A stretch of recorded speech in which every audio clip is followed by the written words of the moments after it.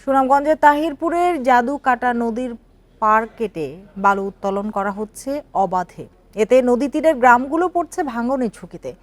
প্রভাবশালীদের হুমকির মুখে অনেকটাই অসহায় স্থানীয়রা।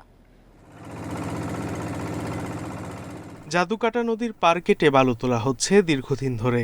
এই কাজে অবাধে ড্রেজার ও স্থানীয়ভাবে পরিচিত বোমা মেশিন ব্যবহার করছে প্রভাবশালীরা। নদীর তীরের কয়েক একর খাস জমিকে নিজেদের দাবি করে বালু তোলার সুযোগ করে দিচ্ছে কিছু ব্যক্তি। কেউ নিষেধ করলে দেয়া হয় মারধর ও মামলার হুমকি। নদীর তীর থেকে নির্বিচারে বালু তোলায় হুমকির মুখে পড়েছে অন্তত 20টি গ্রাম। আরো লাঠির দেখা কুদাম দিয়ে এগুলা জিনিস তো আমরা শক্তি দেখাই লইতেছে।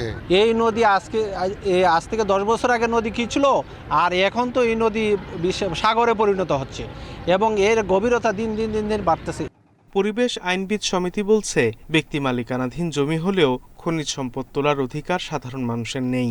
খনিজ সম্পদ আইনে আমাদের বলা আছে যেই কোনো ধরনের রাষ্ট্রীয় সম্পদ, খনিজ সম্পদ যদি ইভেন এটা আপনার বাড়িতেও যদি সেটা উৎপত্তি হয়, সেটা আপনি মালিক না, সেটা তখন রাষ্ট্র মালিক হয়ে যাবে।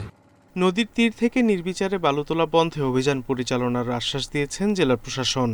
আমাদের জেলা আইন শৃঙ্খলা কমিটির সবাই আমরা এই বিষয়ে আলোচনা করেছি। এছাড়া জেলা আইন শৃঙ্খলা সংক্রান্ত কোর কমিটির সভাতেও এটি বিস্তারিত আলোচনা হয়েছে এবং এখানে পুলিশ, বিজিবি সহ অন্যান্য আইন প্রয়োগকারী সংস্থার সমন্বয়ে এবং নির্বাহী ম্যাজিস্ট্রেটের সমন্বয়ে আমরা এখানে যৌথ অভিযান পরিচালনা করার সিদ্ধান্ত গ্রহণ করেছি। তবে স্থানীয়দের অভিযোগ, প্রশাসনের অভিযানে কিছুদিন বন্ধ থাকলেও পরে আবারও শুরু হয় বালু উত্তোলন। Independent news.